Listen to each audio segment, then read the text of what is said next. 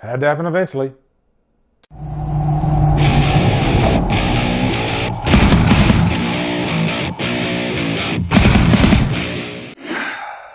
Tarot stars Harriet Slater, Adane Bradley, Jacob Ballatin, and is directed by Spencer Cohen and Anna Hallberg. What's up, guys? Welcome to a brand new 2024 review. We are in May now, and we're reviewing a January movie. And no offense against January, but you know, we all know most really bad horror movies come out in January. It's almost a rite of passage. But every now and then, we get a shitty one in another month. And this happens to be May.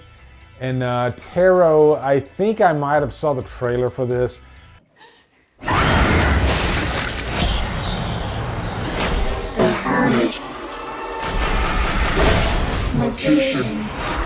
Watching another movie in the theater earlier this year, there's been like really no hard marketing push for this movie. I can see why. Even if you look on IMDb, they don't even mention the character names under the actors' names, at least most of them. I don't know what that says about the movie, but yeah, I can't really remember the characters' names in this movie just because every character in this movie feels like they could cancel each other out, if I'm being completely honest. But I'm getting ahead of myself. Let me go ahead and give you a quick plot synopsis.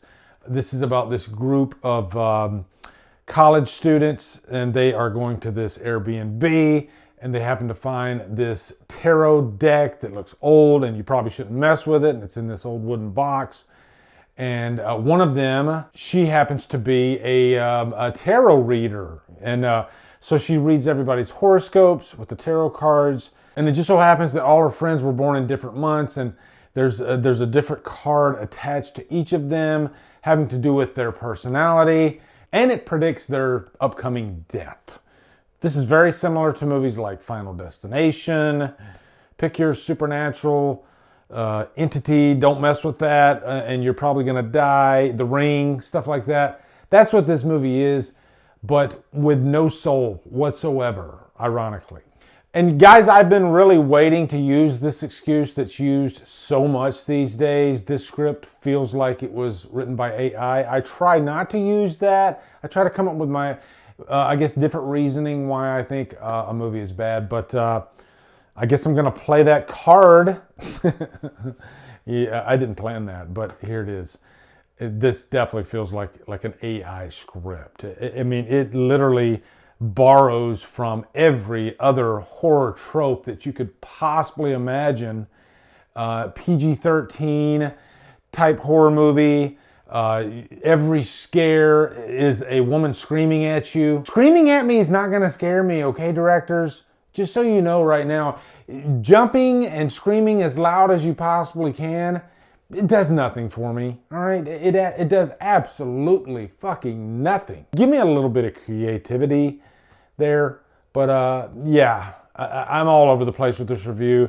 I just walked out of this movie, and I was kind of just annoyed and pissed off by the end of it. Because you know, when I start rolling my eyes in the first 10 minutes of the movie, like they're playing this game at the beginning of the movie, these characters who all are just very good looking or just very cliche. You got to have one kid that's a little bit overweight, the kid from the latest Spider-Man movies. But for some reason they say, who amongst us will be the first person to be knocked up, most likely to be knocked up? And, you know, I'd say at least half, if not more, are women. All of them picked the guy? Are you kidding me? Like, all of them literally picked the guy. Why? That makes no sense whatsoever. Also, I don't usually play with this type of criticism, but modern Hollywood, every nationality is represented amongst all these characters. Every single one of them is represented. And the reason I say that is because when you watch this movie, you can pretty much predict the pecking order of every victim. Like, there's 7 victims, I think, in this movie. And you're probably going to get, I'll give you at least a 4 out of 5 on who is going to die first and who is going to possibly die last, okay? It just doesn't feel authentic. You know, we're just talking about the characters right now. I haven't really gotten into how preposterous the plot of this movie is. How every time you think, okay, just stay together and you'll be fine. Just stay together and they find a way to split them up. And it's the dumbest way possible.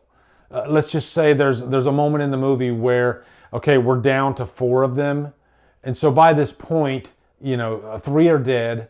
So you're surely going to stay together now, right? No, they find one of the characters walks off. I can't do this, I gotta walk off. He just walks off. And then, of course, he's gonna be the next one in the pecking order. Oh my God, this movie was so stupid. And I compare this to movies like Final Destination, but those movies have really great kills. And you don't really need the characters to be the greatest in Final Destination movies. And to be fair, most of them aren't. And when I go into a movie like Tarot, I'm not asking for the characters to be amazing or anything like that.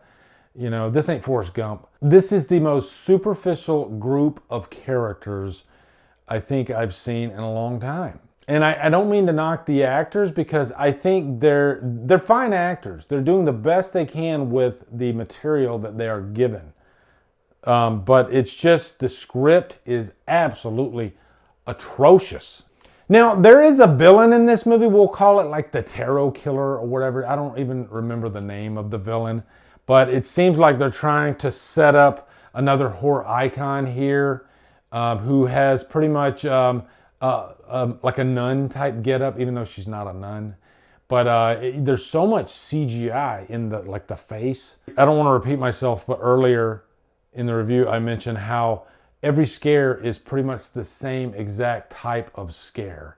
A character is in a dark hallway or something like that. There's problems with the lighting. They need to get an electrician in there somewhere. It repetitively goes black, and then there is a jump scare. Every single kill in this movie, pretty much a jump scare. Sometimes there's some violence going on, but they cut away because it's PG-13.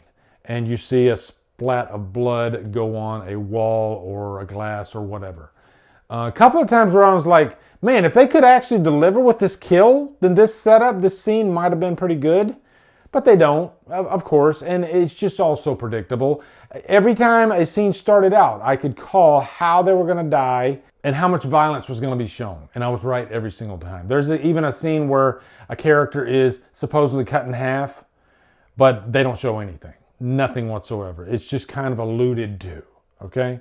And they try to put some creepy clown music in there, but yeah, this movie was, I've never rolled my eyes so much as I did with Tarot. Wow. And it's just another gimmick, how else can we try to scare an audience, because we've done the Ouija board type deal. We've done, religious horror a million times, and there's been some really good religious horror movies this year, but now let's try the tarot card thing, and let's see how that works. And so guys, I'm not going to waste any more of your time. We have a Looped in Hell. This is the first Looped in Hell, maybe in a few years, because I reserved that for the absolute worst of the worst of the worst. And there is no saving this crap fest whatsoever. It doesn't even get a 2 hours lost. It is a damn Looped in Hell. Jesus, I'm almost impressed. So, when you see this movie, let me know down in, I don't even care anymore. I'm getting up, I'm leaving. Jesus, fuck this movie.